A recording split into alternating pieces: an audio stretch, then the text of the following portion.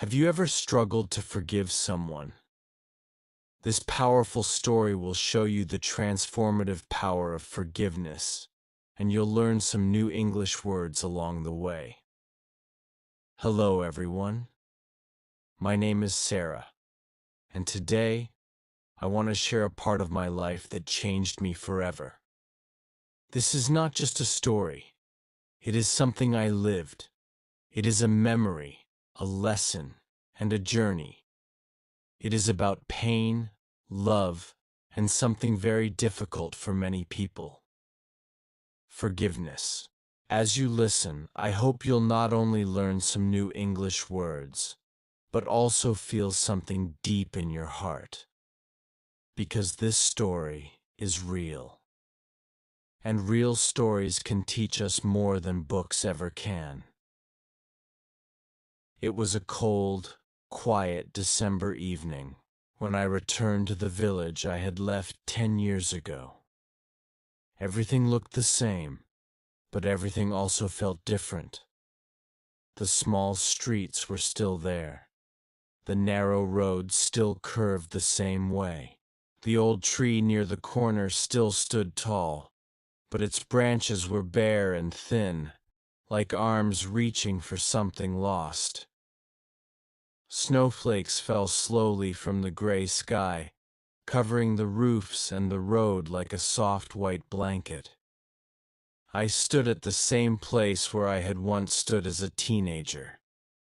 But now I am a woman, older, stronger, and full of feelings I didn't know how to explain. In front of me stood a small house with a wooden brown door. That door was not just wood and paint. It was a memory, a part of my past. Behind that door lived my father, a man I hadn't spoken to in a very long time, a man I had loved so much, and yet had walked away from. The house looked tired, like it had aged without care. The windows were dusty, and the walls had cracks. But it was still home, and standing there brought back everything I had locked away in my heart. When I was 17, I had big dreams. I wanted to study art. I loved painting, sketching, and writing. I wanted to become an artist, a teacher, maybe even open my own gallery one day. But my father didn't understand. He was a simple man, a hard-working man, but very strict. He believed that girls should get married early, stay at home, cook, and raise children. He didn't believe in dreams.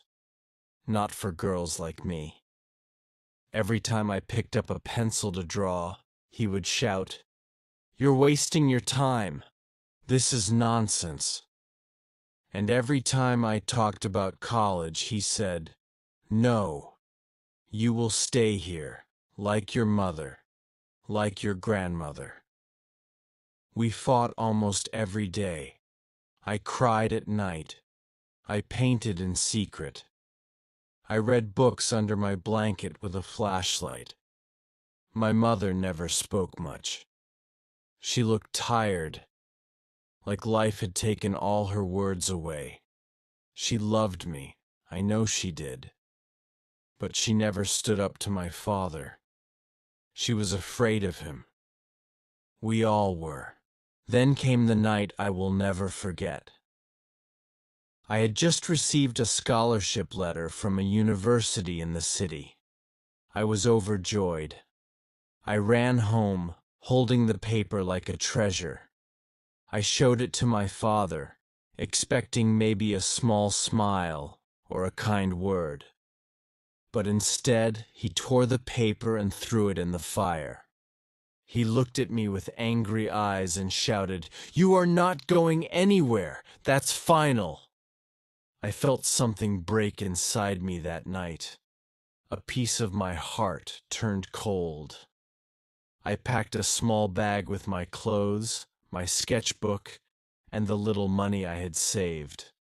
I went to my mother, hugged her tightly, and whispered, "I love you." She cried, but she didn't stop me. I walked out of that brown door into the cold night, and I promised myself that I would never come back. Life in the city was hard, much harder than I expected. At first I stayed with a friend from school, but soon she moved away. I didn't have enough money for rent, so I found a tiny room in a hostel. I worked as a waitress at a small cafe during the day. I washed dishes, cleaned tables, and smiled at customers, even when I wanted to cry. At night, I studied. I took free online courses. I read library books. I sketched every night, even when my hands were tired. There were days when I only ate bread and water. Sometimes I got sick. Sometimes I cried in silence. But I never gave up. I told myself every morning, "You can do this. You have to do this." Because if I failed, it would mean my father was right, and I couldn't let that happen. I wanted to prove that dreams were not foolish, that girls could live free and be strong and full of purpose. Then, one evening, while I was working at the cafe, something strange happened. An old woman came in. She was dressed in a long coat and walked slowly, like each step took effort. Her hands were shaking, and her eyes looked tired. She asked me for a glass of warm water. I smiled and gave it to her for free. She looked at me for a moment and said something I will never forget. "You have kind eyes, my dear. Kind eyes don't lie." Her name was Mrs. Zuleka. From that moment, my life began to change. Mrs. Zuleka started coming to the cafe almost every day. She never ordered much, sometimes just warm water, sometimes tea without sugar. But she always smiled at me, and she always spoke kindly. Her voice was soft, like a song I didn't know but wanted to hear again and again. She wore the same old coat every day, carried a small brown bag, and walked slowly with a cane. At first, she was just a customer. But after a few weeks, she became a part of my day. I looked forward to seeing her. Somehow she brought peace into the noisy cafe. One rainy afternoon, she asked me where I was from. I didn't want to talk about it, but something about her eyes made me feel safe. So, I told her a little. I told her I had left home when I was 17. I told her my father didn't support my dreams. I told her how I struggled in the city, how I worked hard, and how sometimes I still cried when I was alone. She didn't interrupt. She just listened. At the end, she touched my hand gently and said, "Sometimes, the hardest journeys bring us to the most beautiful places." From that day, we began to talk more. After work, I would sometimes visit her tiny apartment. It was small, but filled with books, plants, and paintings. She had no family, no children, no husband, but she had stories. She had once been a teacher and had traveled to many countries. She showed me old photographs, journals, and drawings. I loved listening to her. Her life had been full of ups and downs, but she had a calm heart. She had seen pain, loss, and betrayal. But she had learned to forgive, to move on, and to keep loving life. One evening, we were sitting on her old sofa. Rain was falling outside, and the room smelled of cinnamon tea. She asked me a simple question. "Have you forgiven your father?" I froze. I didn't know what to say. I looked away. My throat felt dry. "No," I whispered. "He doesn't deserve it. He broke my heart." She nodded slowly. Then she said something that changed me forever. "Forgiveness is not for him. It's for you." I didn't understand. She explained, "When you carry anger for too long, it becomes heavy. It makes your heart tired. You don't forgive someone because they're right. You forgive them because your peace matters more than your pain." Her words stayed in my mind. For days, I thought about them. I thought about my father. I remembered his face, serious, quiet, proud. I remembered the day he tore my scholarship letter. I remembered his voice shouting, "No daughter of mine will live like this." But I also remembered other things. I remembered how he used to bring sweets when I was little. I remembered how he taught me to ride a bicycle. I remembered how he worked in the sun every day to give us food. There were two sides to him: the strict father who broke my dreams, and the tired man who didn't know how to show love. Years passed. I grew stronger. I finished my degree in art. I started working as an assistant at a school. Slowly, I began to teach children to draw, to dream, to believe in themselves. I rented a small studio where I painted at night. I sold a few of my works and began to feel proud of what I had become. But deep inside, there was still a quiet pain, a sadness that stayed, even in the happiest moments. I missed my father. I missed my mother. I missed the home I had left behind. Then one day I received a letter.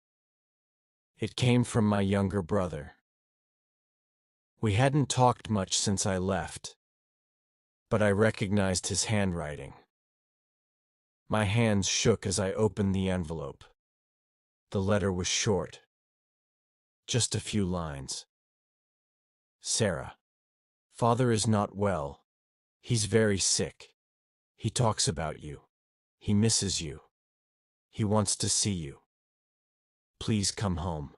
I sat on the floor, holding the letter. My eyes filled with tears. I didn't know what to do. After all these years, after all the silence, he wanted to see me. I was angry. I was afraid.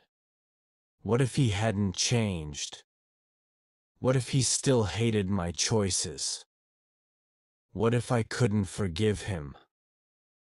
I took the letter to Mrs. Zuleka. She read it and said nothing for a long time. Then she looked at me and smiled. "Your heart already knows the answer, my dear. You just have to listen to it." It took me 3 days to decide. I didn't sleep much during that time. I walked around my small apartment, thinking about every moment from my past. I thought about the day I left home, the tears in my mother's eyes, the anger in my father's voice. I thought about how many birthdays I had spent alone, how many letters I had written and never sent. I looked at the letter from my brother over and over again. Each word felt like a key unlocking a door I had kept shut for too long. Finally, on a Saturday morning, I packed a small bag. I took my sketchbook, my warmest sweater, and a photo of my mother that I kept in my wallet. I hugged Mrs. Zuleka tightly before I left. She kissed my forehead like a grandmother and whispered, "You're not going back as a child. You're going back as a woman who has learned to live, love, and forgive." The journey back to my hometown felt strange. I sat on the bus looking out the window, watching the tall buildings slowly turn into fields, roads, and trees. I saw places I had forgotten. The gas station where my dad used to fill his truck. The school I had once walked past every day. The park where I used to sit and draw. Everything looked smaller now, like it had stopped growing after I left. The air was colder, and my heart beat faster with every mile. When I reached the village, I felt like a stranger in my own story. Some people stared at me. Others looked away. I walked slowly through the familiar streets, past the bakery, the old bookstore, and the corner where my best friend used to wait for me after school. And then I saw it. My house. It looked older, quieter, and somehow sad. The paint on the walls had faded. The garden was empty. But the brown door was still there, just like I remembered it. I stood in front of the door for a long time. My hand trembled as I raised it to knock. My heart was loud in my chest. I knocked once. Silence. I knocked again. Then the door slowly opened.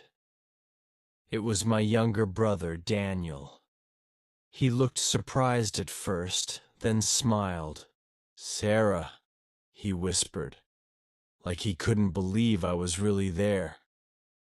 We hugged for a long time. He had grown taller.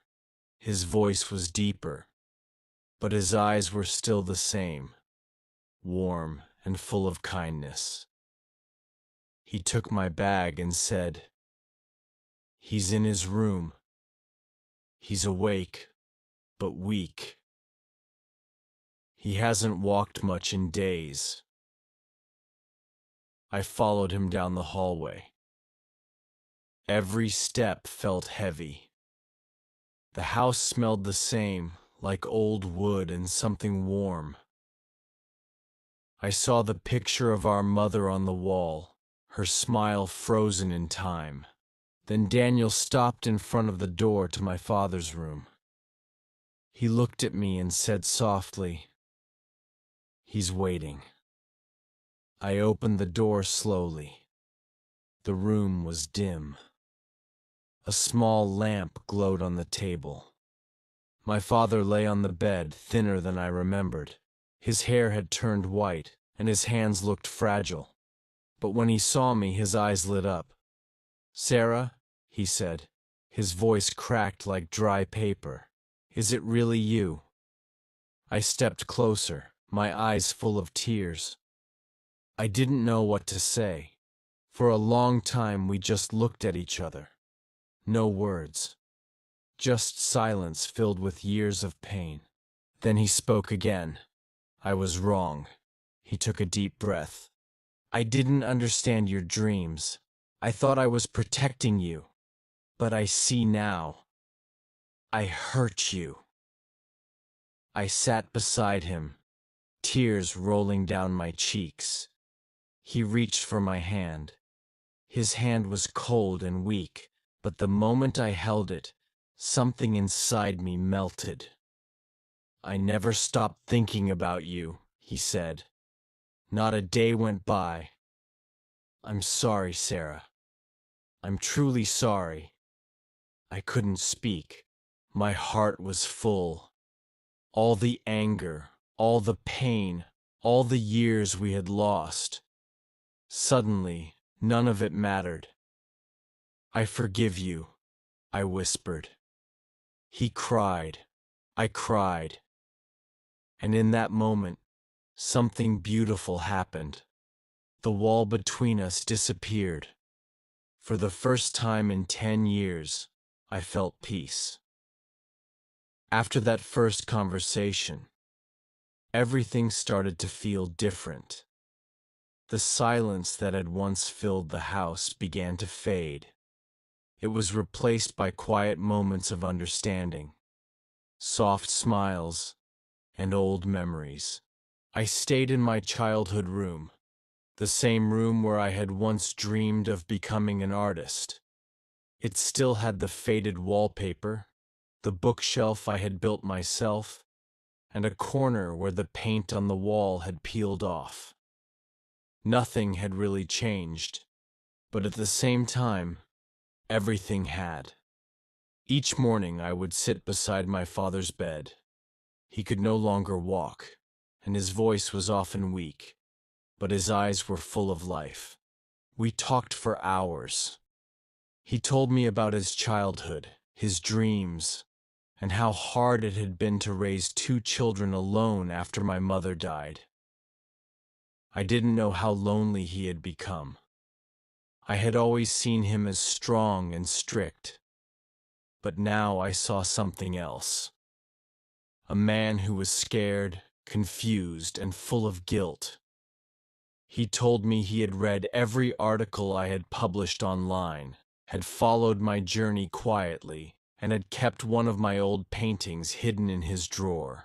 That painting, of a sunflower and a little girl, was folded and worn, but it was there. I held it in my hands, and I cried. I never knew how to say I was proud of you, he whispered, but I always was. Those words filled a space in my heart that had been empty for years. In those days, I took care of him like he had once taken care of me. I made him soup, adjusted his pillows, cleaned the room, and read to him from my sketchbook. Sometimes I drew while he rested. One day, I painted a picture of the 2 of us, me holding his hand, just like I had in real life. I showed it to him, and he smiled with tears in his eyes. "Put that one in the front room," he said, "so everyone sees it." Every evening, I went for a walk around the village. It felt strange to be back. Some people recognized me, some didn't. Some were curious, some just smiled. But I didn't mind. I was not the same girl who had run away. I have changed. I have grown. And most of all, I was forgiven. One night, as I sat by my father's bed, he said something that stayed with me forever. "Sarah," he whispered, "do you know what I've learned?" I looked at him, waiting. Pride builds walls, but love breaks them down. I wasted so many years being right instead of being kind. He coughed a little and held my hand tighter. "Please promise me one thing," he said. "When I'm gone, don't carry sadness. Carry love. Live your life without regret." I nodded, holding back tears. "I promise." That night, I stayed by his side longer than usual. I held his hand and watched him sleep. His face looked peaceful, as if a heavy burden had finally lifted. That night felt long and quiet, like time had slowed down. I stayed beside my father's bed, holding his hand gently. His breaths were soft and slow, and his eyes stayed closed. The room was dark, with only a small light glowing on the table. I looked around at the place that had once been filled with arguments and silence. Now it was filled with peace, forgiveness, and something more.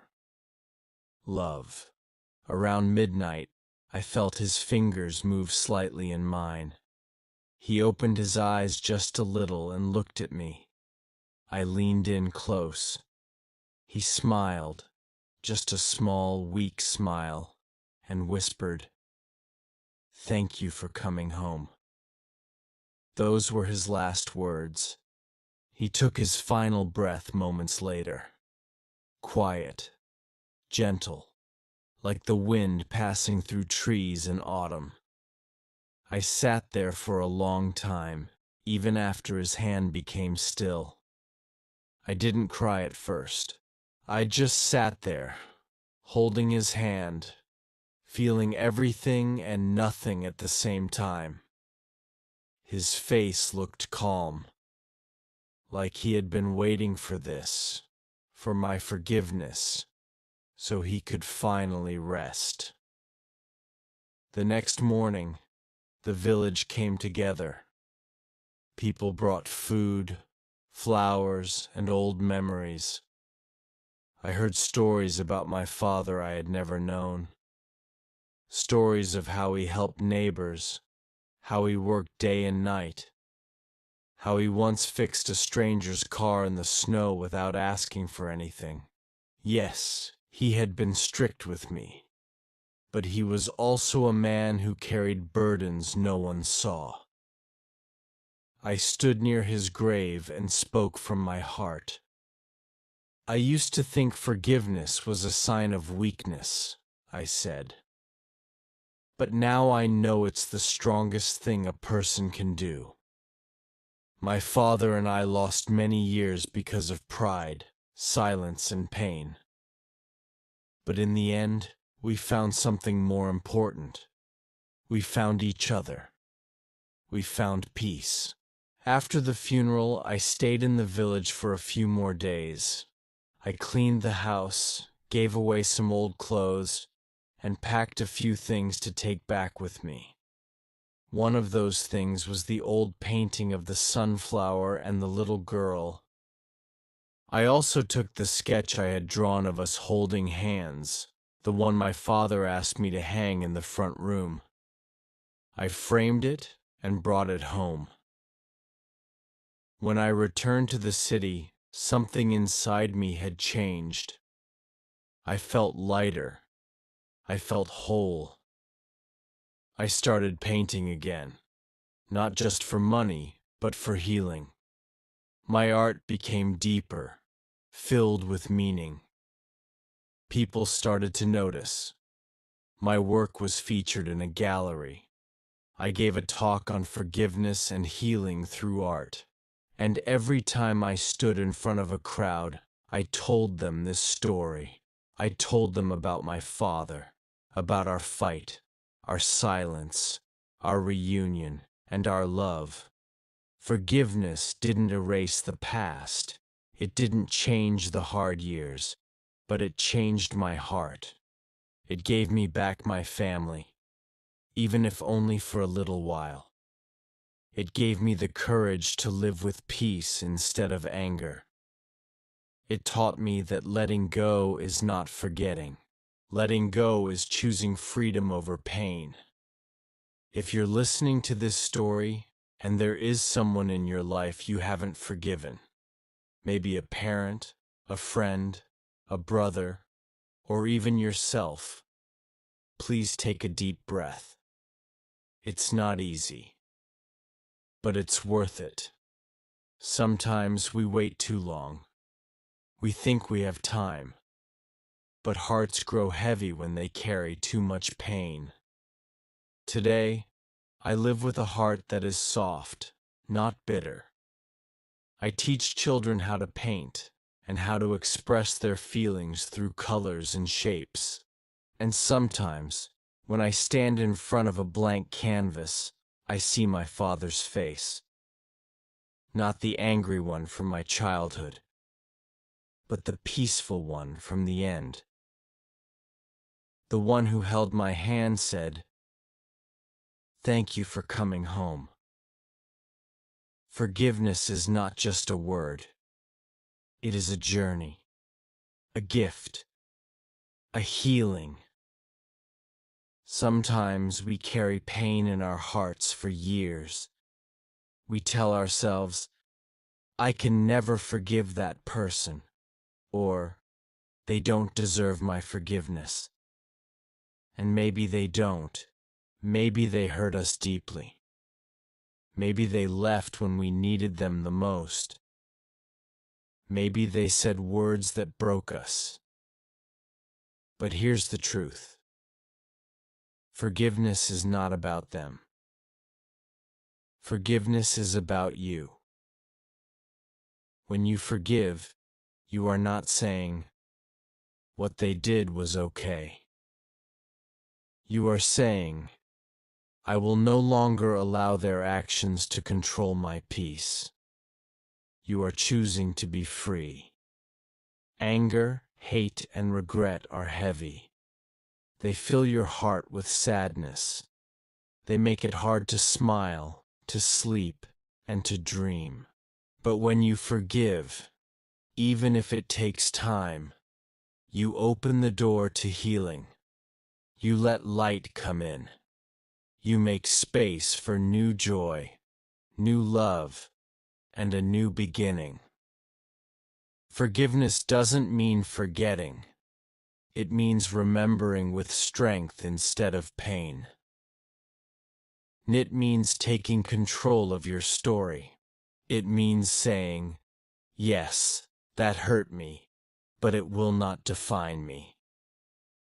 If you are listening right now and you're carrying pain from your past, please take a deep breath. You are strong enough to let go. You are brave enough to forgive. You deserve peace. Don't wait for someone else to say sorry. Sometimes they never will. Forgive them anyway. Do it for your future. Do it for your health. Do it for your heart. Forgive. Heal. Live. Because a heart full of forgiveness is a heart that shines with peace.